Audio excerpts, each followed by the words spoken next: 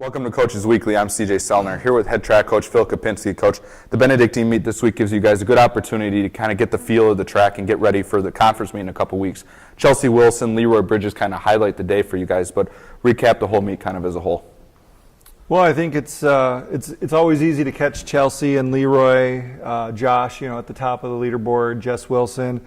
I think a lot of our strength going into conference comes from what people don't see. It's a little bit further down the list. Your Brandon Ellis's, your Alex Blindauer's, your relays that don't always get top billing, although they performed really well.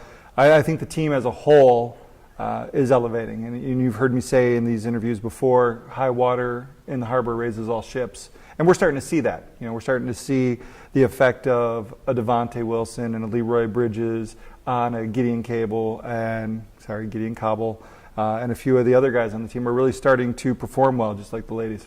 And I think a lot of that has a testament to there's just a lot of competition, that everybody's kind of pushing each other. Not necessarily everything coming from the coaching staff, but I feel like the makings of a great team comes from within and within the athletes that are willing to kind of take the next step with each other.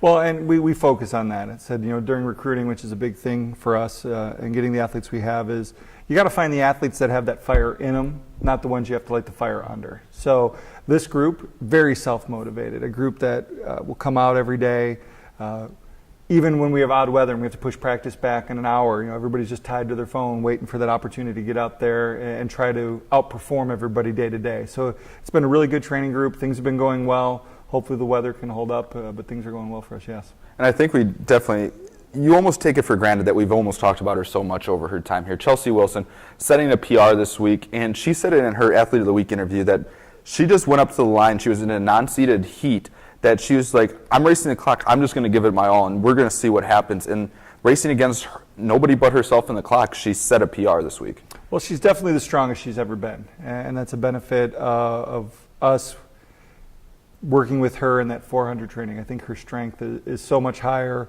I think her confidence is so much better in the 1 and the 2, and not only a PR, but another school record, currently 8th in the country, and that time has made it to nationals every year for the last 7. So I think, she can add a national qualifier in the 100 to her resume. But I think that's kind of what everybody is doing right now. I think everybody's just really surprised at how well the training has come together for them, how strong they are.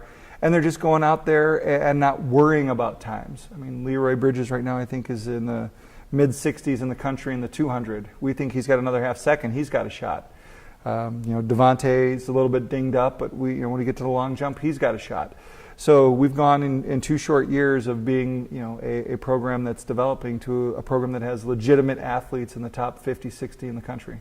How do you guys kind of continue to build on that training? Now you're getting into that portion. You guys had a tough, long indoor season. Now you're getting into the grind of the outdoor season to kind of tailor everything that people are staying healthy but yet improving on their times.